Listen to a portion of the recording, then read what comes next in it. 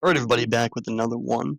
Today we're going to take a look at some recent drops from Doge, things that they have um, recently exposed, and some of the spending that they've cut, save the American taxpayers some money.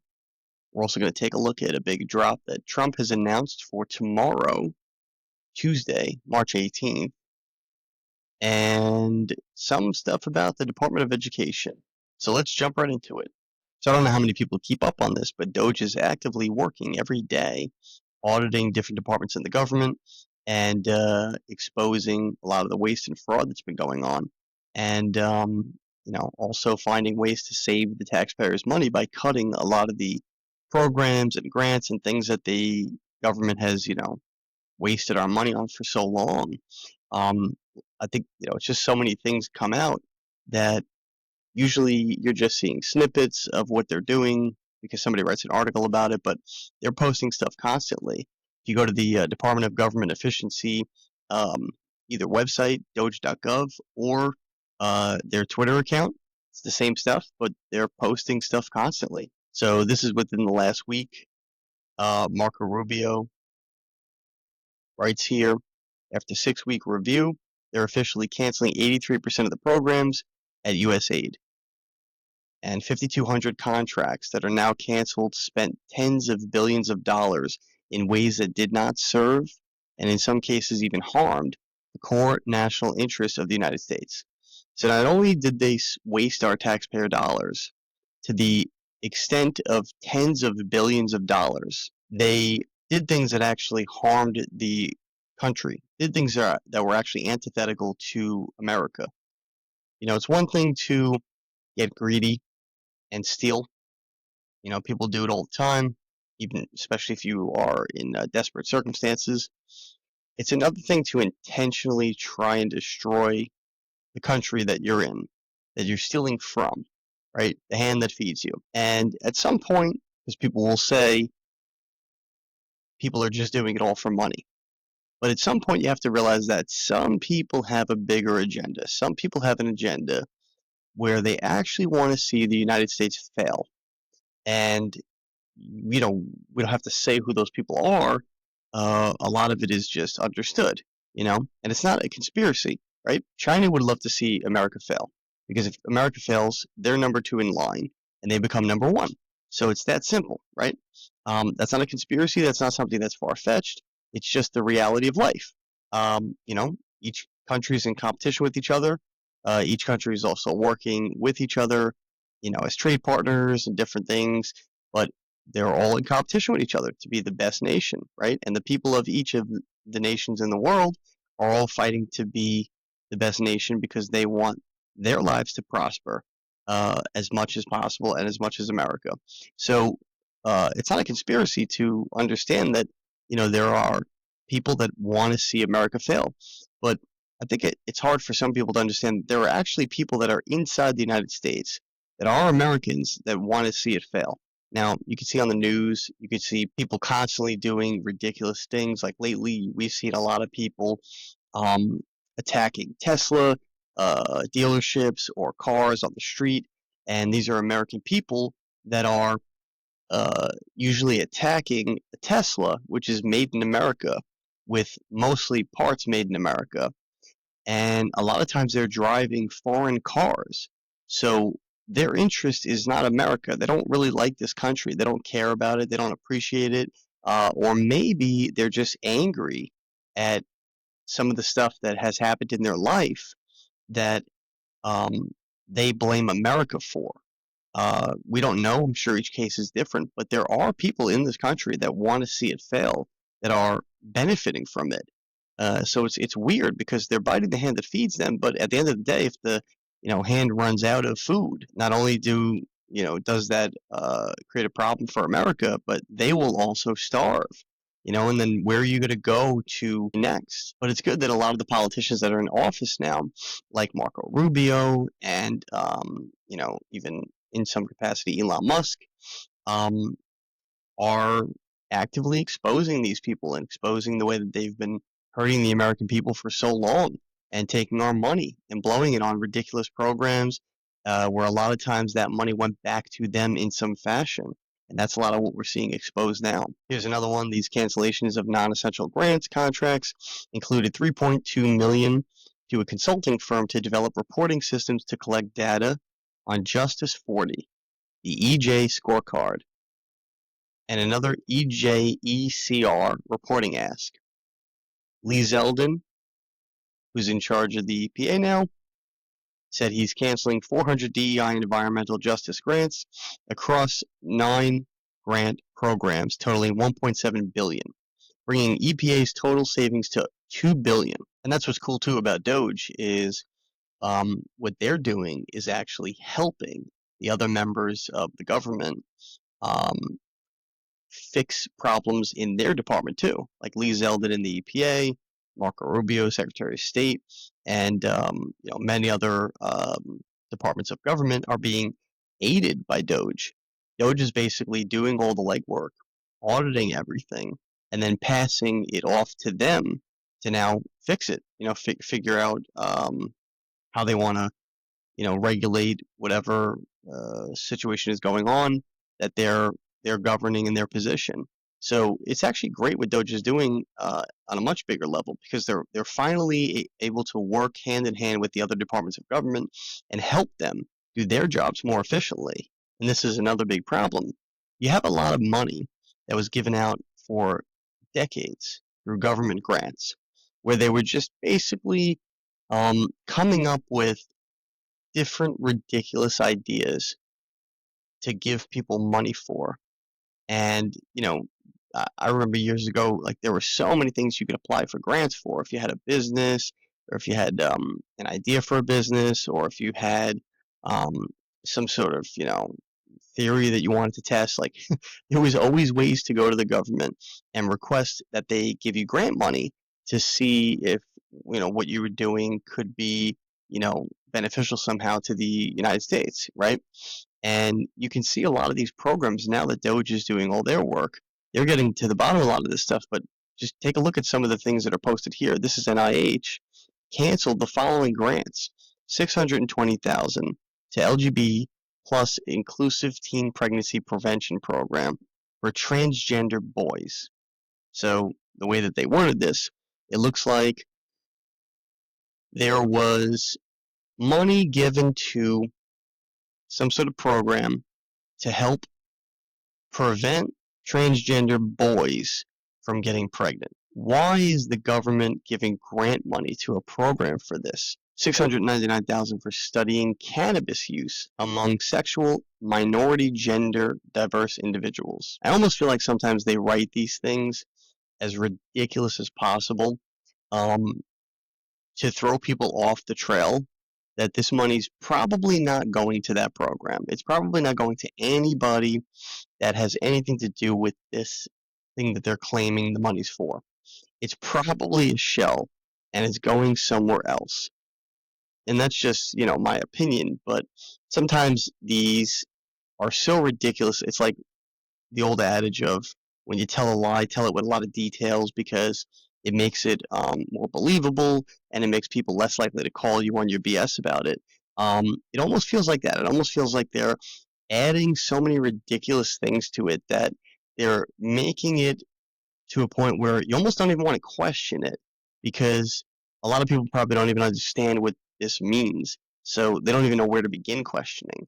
I kind of feel like that's, but also too, why would you study the effects? Like, it's one thing to have a program for sexual minority, gender diverse individuals. Not even sure what that is, but it's one thing to have a program for that for some reason. Why would you also couple that with studying cannabis use? What's the purpose? What does the government actually learn from this type of, scientific experiment? What is the gain? What is the goal? Where is this going? Like, what are we learning from this? Are we learning something from this that you can use in, war strategy, or you can use to discover, the cure for an illness, or, what is the purpose of a program like this, and how does it benefit the American people. In what way? That's why I said I honestly don't know if these are even real programs or if they were just made up as ridiculous as can be to throw people off the trail. Yeah, it's very, very suspect. 740,000 for examining social networks among Black and Latino sexual minority men in New Jersey.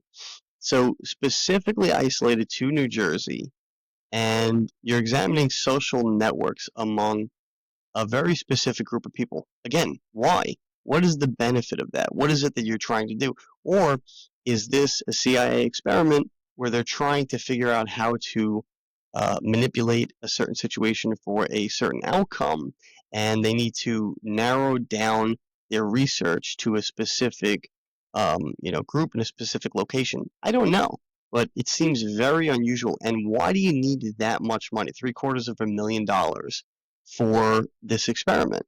What is entailed in the experiment? What is it that the money's actually going to? What materials and supplies?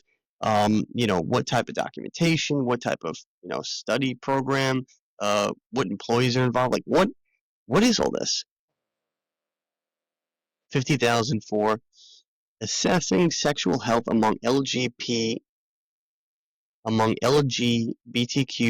Latinx youth in an agricultural community.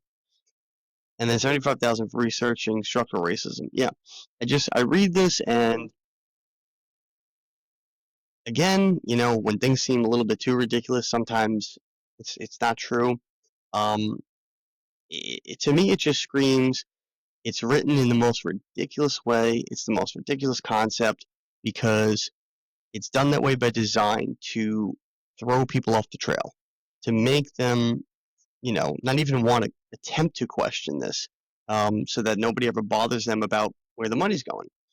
And it's almost like mafioso, like the way the mafia used to work, where they would just come up with the most ridiculous jobs that they did for a living, uh, so that people, when they asked them about their job, they would give some ridiculous, explanation for what it is that they do, so that people wouldn't even really want to ask them because they didn't understand what they did, and they didn't want to, or they just thought it was so ridiculous they didn't want to, call them on the BS, because they wouldn't even be able to begin to, figure out how to debate them on why they don't do that for a living. It almost kind of feels like that. But so this is the post I wanted to actually get to. Secretary Brooke Rollins, USDA was funding a $397,000 grant in the San Francisco Bay Area to educate queer, trans, and BIPOC urban farmers and consumers about food justice and values-aligned markets. It goes on. The grant has been canceled. Hi, everyone. This is Brooke Rollins coming to you from the United States Department of Agriculture here in Washington, D.C. for your DOGE update. Until today, USDA was funding a $397,000 grant in the San Francisco Bay Area to educate queer, trans, and BIPOC urban farmers and consumers about food justice and values-aligned markets. By stopping this wasteful spending here at USDA, we are ending identity politics and we are refocusing our agency on its core mission of supporting American farming, ranching, and forestry. Stay tuned for more updates coming soon. So I'm not sure what food justice is, and that's the thing that I'm more confused about with this. What exactly is food justice? Unless you're talking about big agriculture no longer manipulating the food that we eat so that they can make a profit and also, eliminate their competition of the small local farmers. But that affects everybody. So why is it isolated to these, specific groups of people? It's all very unusual. It's all very suspect. And a lot of it screams that it's just not what it appears to be, that it's a facade. So I guess we'll see as these things all come out. But I'd also love to, see the results of some of these studies if they actually were done, if they actually were completed.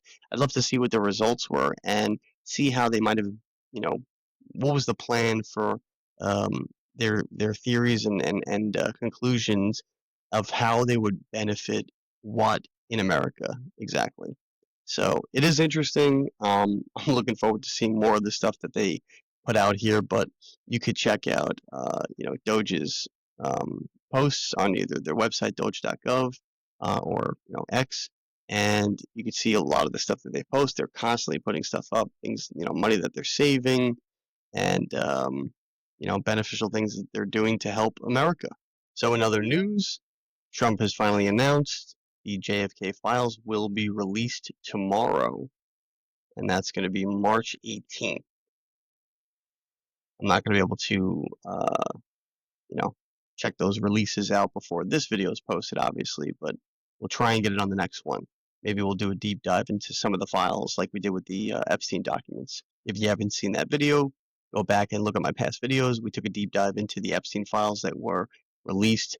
They were already released. These were re-releases by Pam Bondi's office, but we did take a look at those files just to kind of do a recap in case they release new files and see what was already put out there so that we can compare.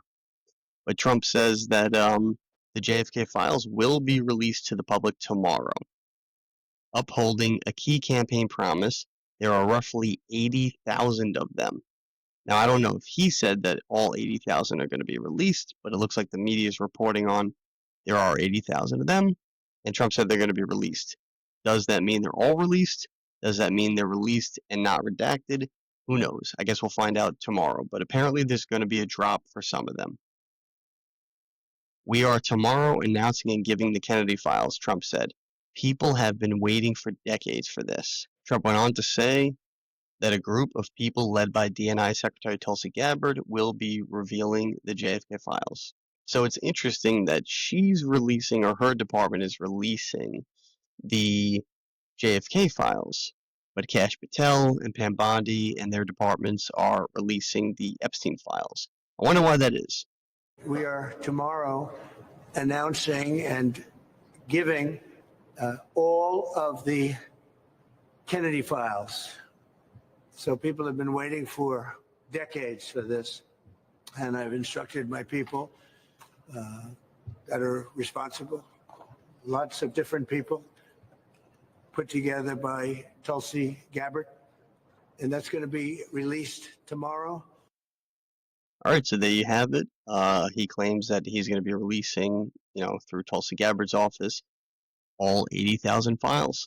Don't know what that's going to look like. It's probably going to take us quite a while to go through them, but I'll try and find some interesting, items in them, and maybe we'll do a follow-up video after this about what was released.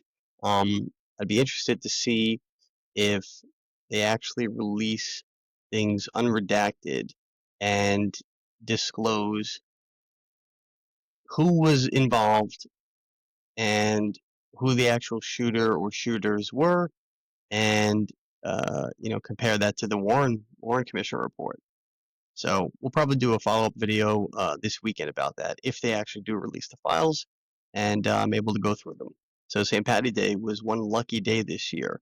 Not only did he put that out, he also put this post out on Truth Social. I'm sure most of you have probably seen this by now, but he basically overturned the pardons that Joe Biden, signed right before he left office, saying that they're declared void, vacant, and of no further force or effect because he was using the auto pen. He was using an auto signature.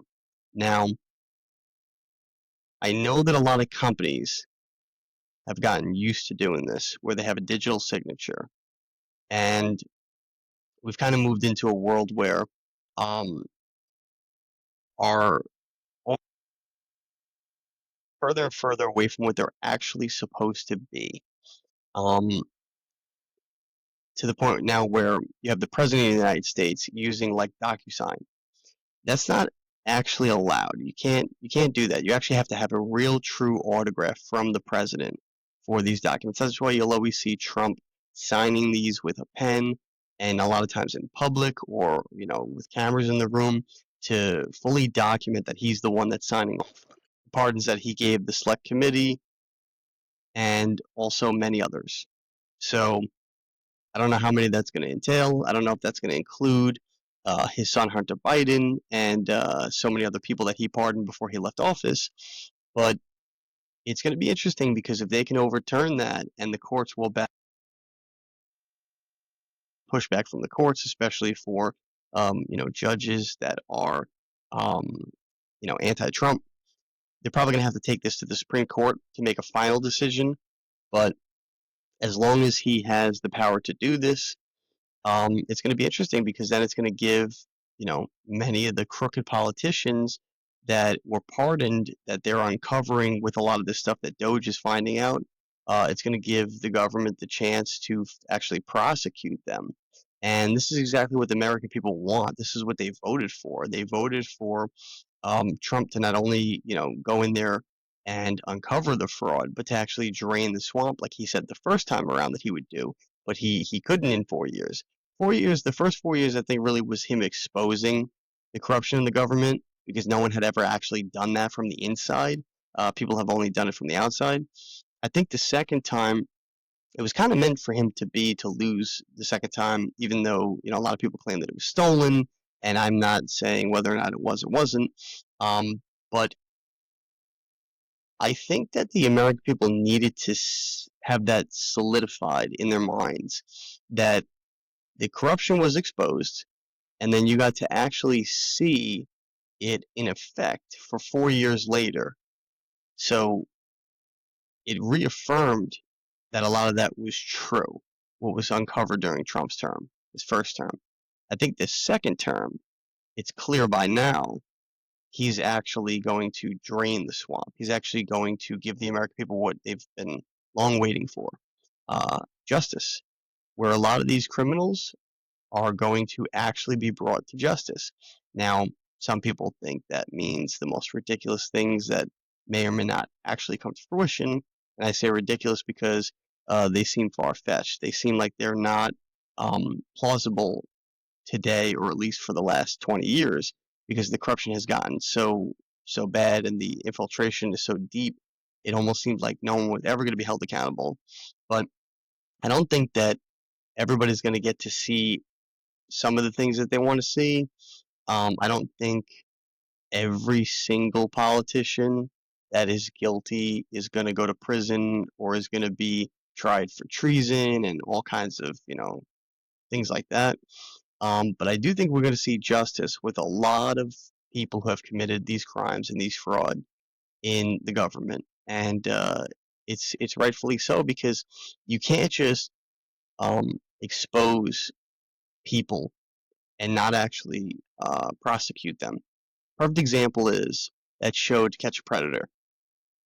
The first season, I don't know if many people know this from watching the show, but the first season, they didn't arrest people.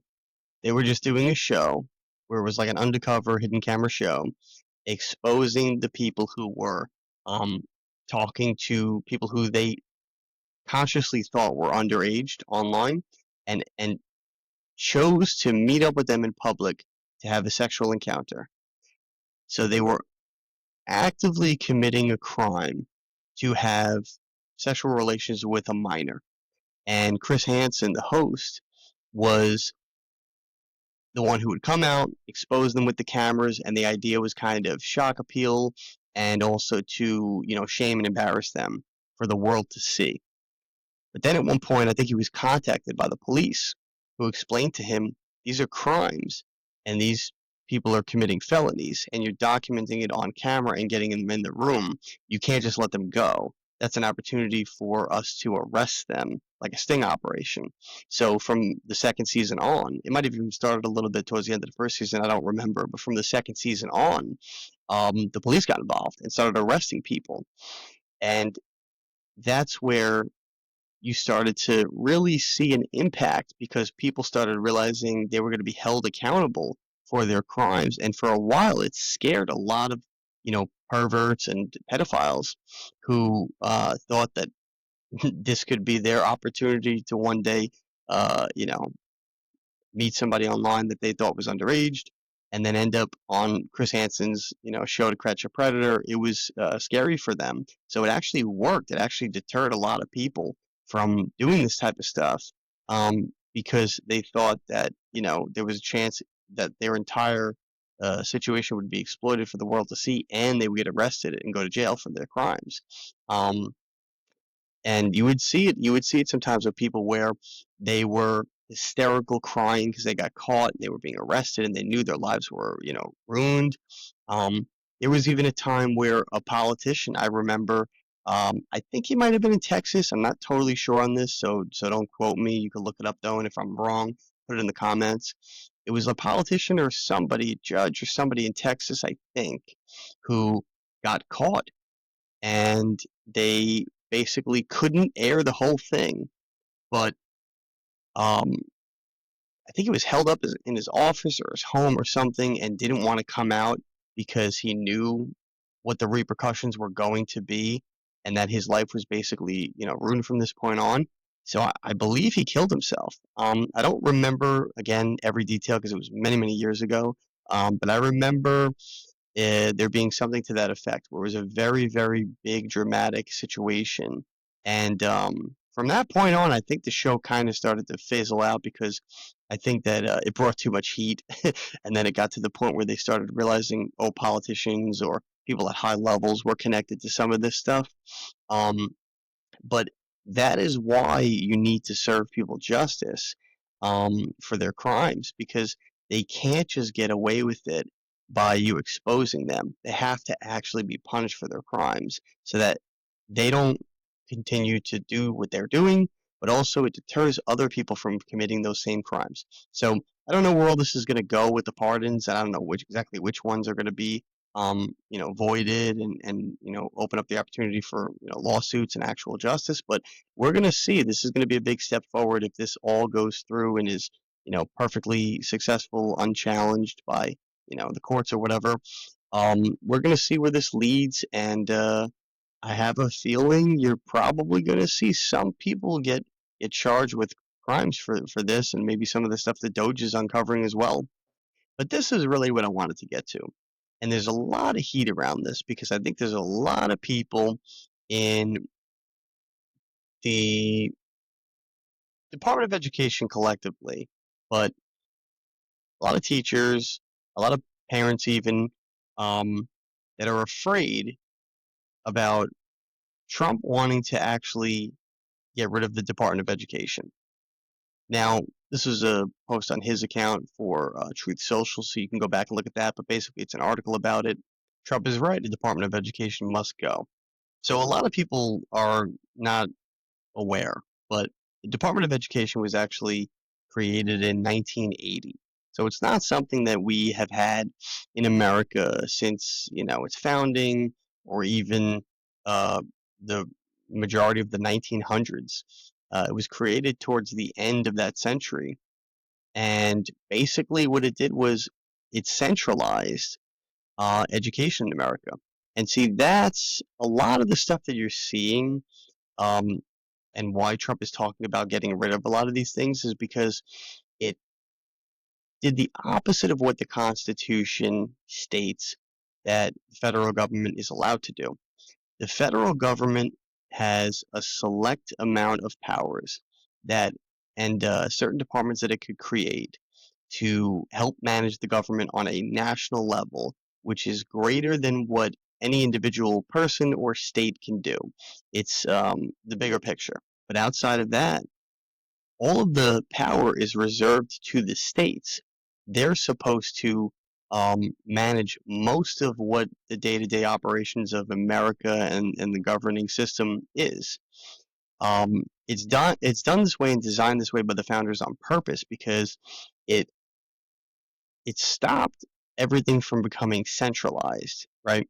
And when everything's centralized, you basically have a small group ruling everything on a mass scale for the entire country. So everything is uniformed and everything is controlled, to where now you are able to manipulate every state to sort of um, march to the same tune. And what keeping everything reserved to the states does is it allows each state to operate independently, but all part of the union that is called the United States of America. So it also gives people an opportunity too. If they're not happy with something in one place, they could always move to another state, right? There are things in California that are part of the education system that would absolutely not fly in Alabama, and vice versa. But the people that live in California that choose to stay there, if that's what they want their children to be taught in school, that should be something that they get to choose. So they can continue to teach their children a lot of these like woke and progressive ideas and have these programs. But it gives the Californians that don't want to be a part of that the chance to move to another state and find a state that educates their children in a way that they see fit based on their morals and values. If everything is centralized and everything is controlled across the board, then no state is safe and no one can flee the tyranny of the government basically deciding how they're going to brainwash all of our children collectively. That's why the um, that's why Trump is trying to get rid of the Department of Education because it centralized the um, learning system in our country rather than giving each state the ability to operate independently and to educate the children in a way that the parents who reside in those states see fit. Yeah, everybody's different in every state, right? There's different cultural things, even though we're one country, right? There's things that are different culturally about somebody who lives in Louisiana than there is about somebody who lives in Montana or New York or Maine, right? There are cultural differences. So the people who live in those areas should decide what's important for their children to be educated, to be able to grow up and live in that state or that area and build a life for themselves. But it's the same thing like with the Federal Reserve and the central bank system. They basically monopolized money. They made all money controlled by the same entity and basically has the ability to manipulate through quantitative easing and printing and all this stuff um, our money supply and, uh, how our money operates, which has repercussions because it affects inflation, it affects the value of the dollar, and all that stuff was centralized, which should not be the case um, by essentially a private organization. Anytime you centralize power, you're basically giving a smaller number of people more power over more people. That's exactly what the founders knew was wrong and would lead to tyranny. So they set the system up on purpose to where um, they fractured that power across all the states and have the states battle it out with their residents and with each other. It creates a stronger union, really. Um, but that's where a lot of the downfall of America has come from, is every department and everything in America being centralized across the nation. That's why you have so many more departments of government than there should be, constitutionally speaking. And the Department of Education is not a new thing. Education has worked perfectly fine up until 1980 when the Department of Education was put into place. People were actually smarter back then. And I think I remember reading some years ago Dr. Ben Carson's book where he spoke about how most people today probably couldn't pass a sixth or eighth grade exit exam, which was basically a test given to the students of sixth or eighth grade in order to be able to graduate and move on to the next grade. Um, and this is an example of one of those now from 1895. If you read this, I'd be surprised if most of the people watching this could answer these questions or even get a grade high enough to pass the eighth grade from over 100 years ago. Let's just take a look at some of them now. So again, this is from 1895, and you had to pass this in order to graduate eighth grade. Broken up into categories: grammar. You have 9 rules for the use of capital letters. That's another thing that has been completely eroded today. so many people with social media and texting don't even use grammar correctly anymore. They don't use capital letters correctly. Everything's written in lowercase because it's easier and faster.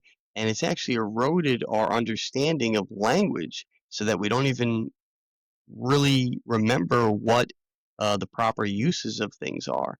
And this is why you have problems with, so many problems with language today. Many Americans are, borderline illiterate in their adulthood even. But name the parts of speech and define those that have no modifications. Define verse, stanza, and paragraph. What are the principal parts of a verb? Give principal parts of lie, play, and run. Define case, illustrate each case. What is punctuation? Give rules for principal marks of punctuation. Write a composition of about 150 words and show therein that you understand the practical use of the rules of grammar. I guarantee you, most people graduating college today could not answer 5 out of 7 of those questions, if not all of them.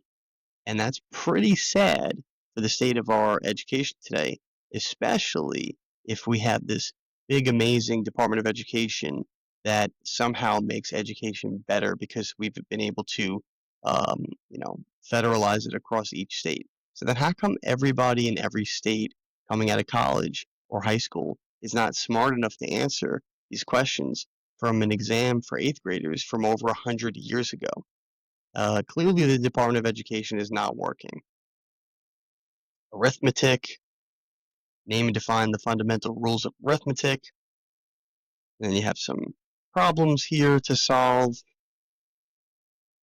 Right, I like this one. Write a bank check, a promissory note, and a receipt. I don't even know if anybody from Gen Z today can write a check. I don't think that most of them probably have never even used a check in their life because everything was basically, maybe cash when they were younger, but digital currency at some point, meaning credit cards, using a debit card. Now they pay on their phone with the, Apple app and stuff like that. I don't know how many of them even know how to write a check out. That's pretty bad because um, a check is still a form of payment today. It's still a payment method. Even if you don't use it, you should at least know how to fill one out. Give the epochs into which U.S. history is divided. Give an account of the discovery of America by Columbus. That's a great video I did around Thanksgiving last year, talking all about Columbus, basically discovering America, and then how that led into um, the Thanksgiving, holiday that we know today, but its origins, and also a little bit about the Thanksgiving Proclamation. If you have a chance to go watch that video, definitely check it out. It's a great video, really informative.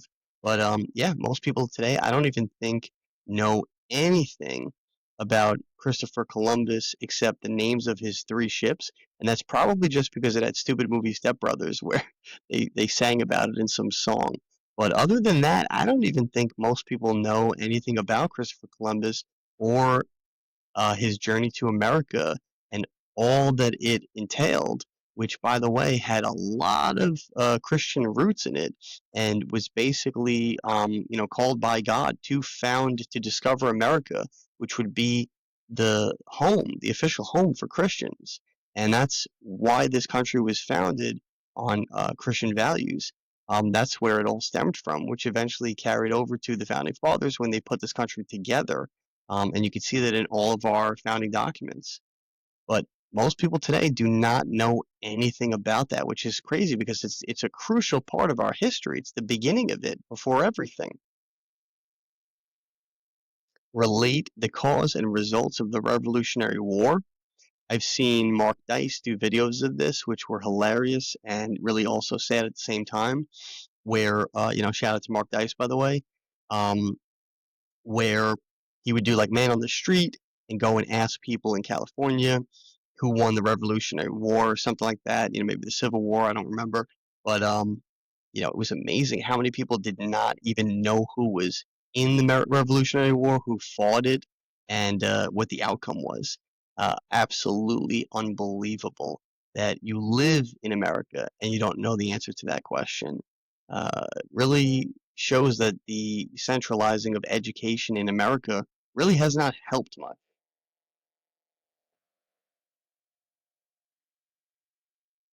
And then you got some other topics here.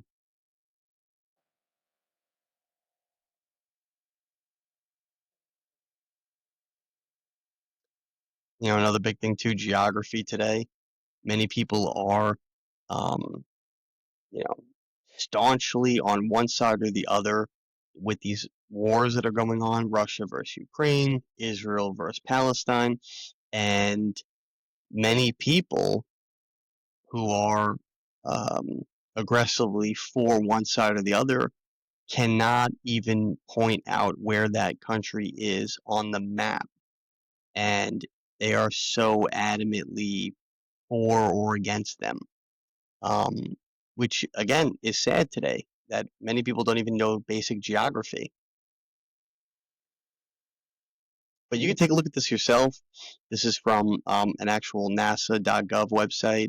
It's a educational um, department of their website, but it is an actual NASA.gov website. So this is a real, um, legitimate source because it's through the government, documented that this is a real um, example of an exam from this time period. So you can look at this yourself if you want. But now I want to jump over to an example of a sixth grade exam through New York State. So again, this is the Department of Education in New York, put out by them, the central education system in our government. And take a look at this. These are, this is a sixth grade exam from 2024, so just last year.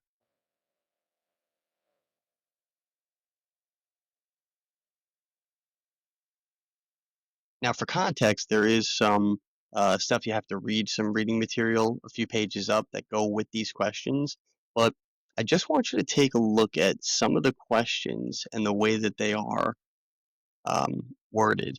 I think that we've gotten to a point where, if you notice the other questions from the 1895 exam, they were simple, but they were good, solid questions that could be difficult to a sixth or seventh or eighth grader if they don't know the material, they didn't study, even for many adults today.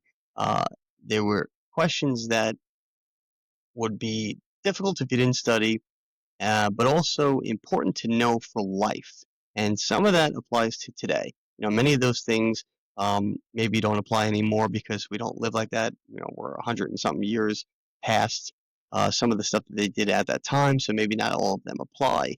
But many of that information we should know today. We should still know today as Americans.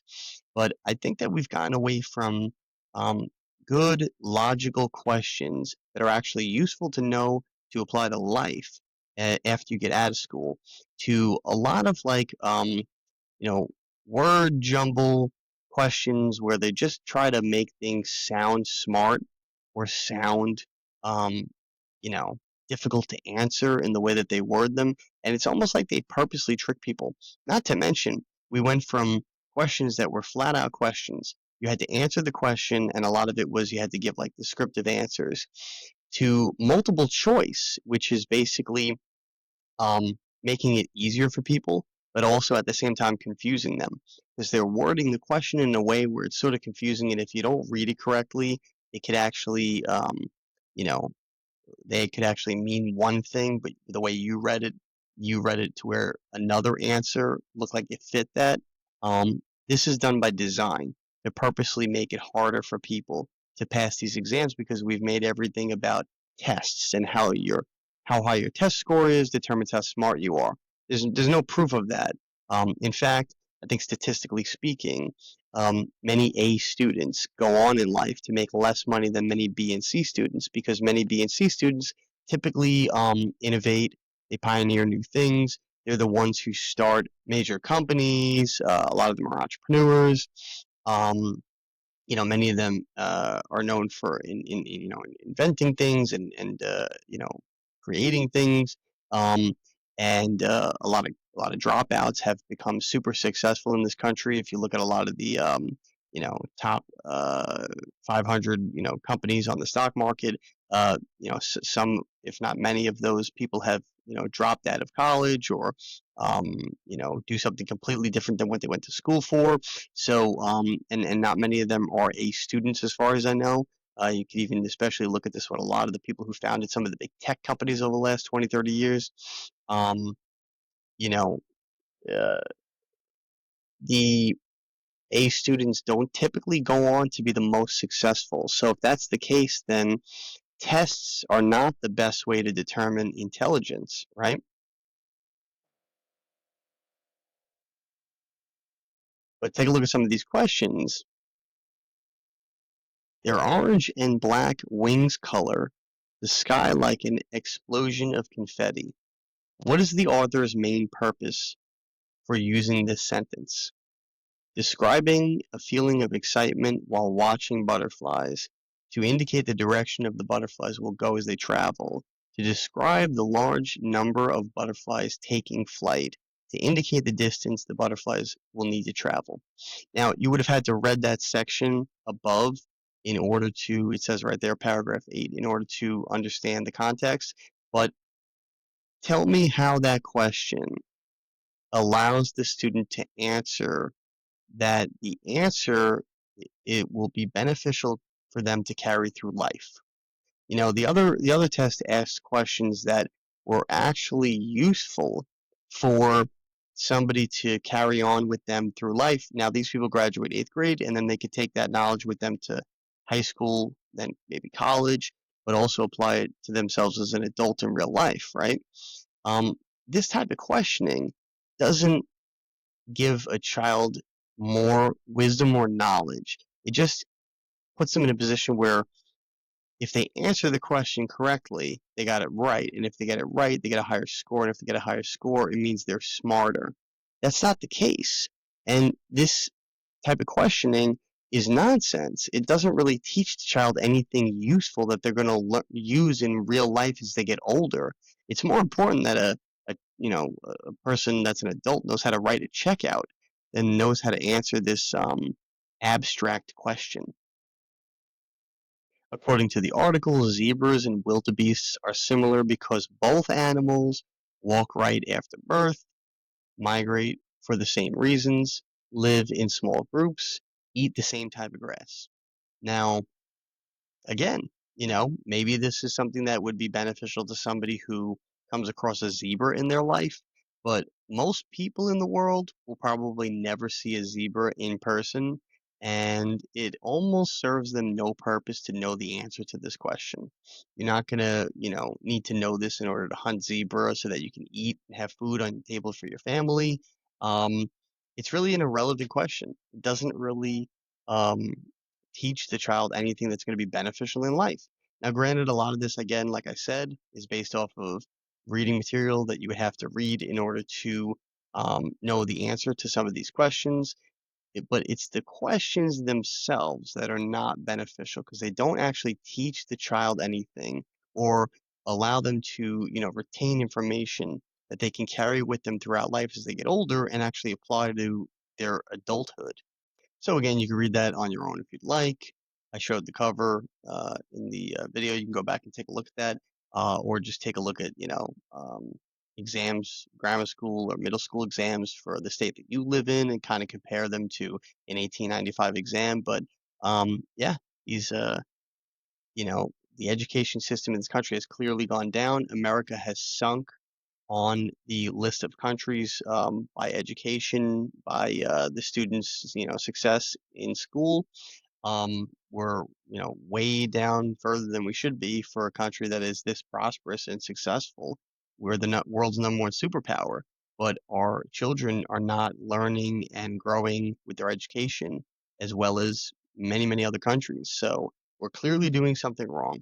And if the education system was centralized and it was supposed to make things better and more streamlined across the country, but it's not, the results are not showing with our children, with them as they grow up and become acclimated to life, then clearly we're doing something wrong and something needs to be done. And so if Trump's plan is to abolish the Department of Education and put that power back in the hands of the states, it will likely only be beneficial. But we're going to see how this all unfolds, over the rest of his term, and see how successful it is, and if it actually does, help children get smarter again, make children smarter again, right? All right, well, that's it for this video. Don't forget to like, subscribe, follow, share, all that good stuff. Like I always say, helps the channel grow. We're on Rumble, YouTube, and Spotify for the podcast, and we post a lot of the short clips on Instagram and X. So take a look at all the links in the bio or below for that stuff. Follow on all those channels if you can, or the ones that you at least use. And don't forget to, put in the comments, videos that you want me to do in the future, topics that you'd like me to talk about. I'm always looking for good stuff to, good content and good topics to talk about with you guys. So, definitely put that stuff down below so we could have a conversation about it. And you could even put in the comments things that you don't like about these videos.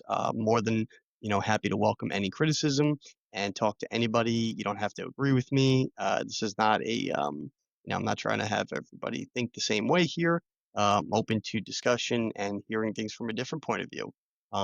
And then don't forget to check out the ad at the end of this video. It shows some of the stuff that we're promoting, that we sell, that helps us and the channel grow. One of which being my children's book that I wrote and published. It's a real children's book available right now on Amazon, Walmart, Barnes and Noble, all those good websites. And it's also available in a lot of bookstores throughout the country. I think we're in about 20 states right now, and also Canada. Um, so I think it's through Indigo. So definitely check that out. It's a great children's book, very wholesome, a lot of wonderful life lessons. But check it out. You can actually find local bookstores that might be near you on my Instagram posts to see which ones you can buy from, because I always recommend supporting small business. Big firm believer in that. So if you can, if you have a bookstore that's on that list that's near you, go buy it directly from them. And then we have the, other things, Amazon storefront, apparel shop, percentage of profits go to charity. So check all that stuff out and, take a look at some of the video to get visuals on what that looks like. That's it for this video. Stay tuned for the next one. All right, everybody, I just want to take a moment to promote my children's book. This is Little Boy Full of Love. That's me on the back. And this is a little sneak peek on the inside. It's a great book. It's a children's book. I actually wrote this for my son, and it's available right now on Amazon, Walmart, Barnes & Noble, Indigo, bookshop.org, and a lot of other online platforms. But more importantly to me, it's actually available in a lot of bookstores throughout the country. You can find out which ones are closest to you on my Instagram page. We highly recommend that you shop local, buy from a local bookstore. So if you are looking to, get a children's book for you or anybody you know, or even with the holidays coming up, it's a great time to, buy a children's book as a gift. Definitely get it from a bookstore that's local to you. But if you absolutely can't get it from one of the bookstores that are currently carrying it right now, and we're in about 15 or 16 different states across the country, so it may actually be in your state, and it could even be local to you. But if you can't get it from the physical bookstore, check out our Amazon storefront. The book's available on there right now. And like I said, with the holidays coming up, you may want to do your Christmas or Hanukkah or holiday shopping early, and you can even order it from our Amazon storefront and ship it directly to whoever you're gifting it to. But it's available on those platforms, Amazon storefront and bookstores and other websites that I mentioned. But I want to take a moment here to look at the storefront just to give you an idea of some other stuff that we have available on there. These are products that we highly recommend. They are things that we use in our daily lives, and it's all organized by category. So it's a lot easier to, shop for the holidays and specifically for things that interest you, particular categories. Available right now, many different items on our storefront. If you can see here, 61 items just in women's apparel, fall decor, because right now we're in fall, 26 items, kitchen items, baking specifically, things for around the house, children's toys, even stuff for parties. If you're trying to save money on a party and throwing your own, occasion, you can even buy some cool gadgets here to help you, put on a better party. Health and wellness items here, even stuff for Christmas. And there's the book right there.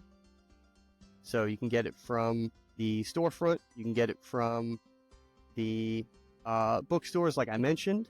But it's available on all these different platforms. It's really easy to find and gift to somebody. Also, I want to show you the apparel shop, and these are some clothing items that we actually produced. So if you're looking to get some cool apparel items,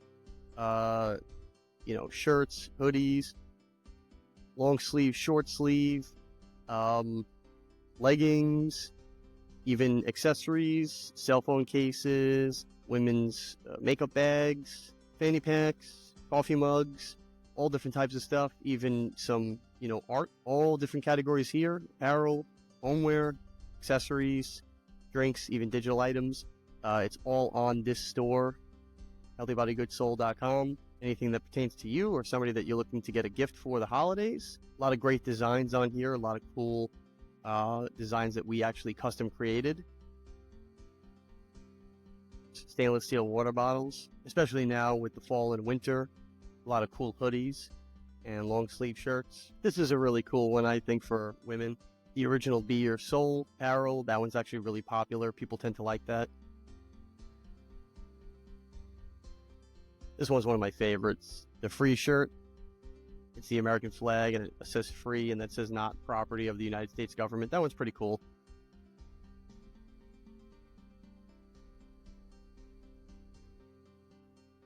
Got all different types of tank tops, hoodies, long sleeve, short sleeve, tote bags, coffee mugs, even some items for kids, backpacks.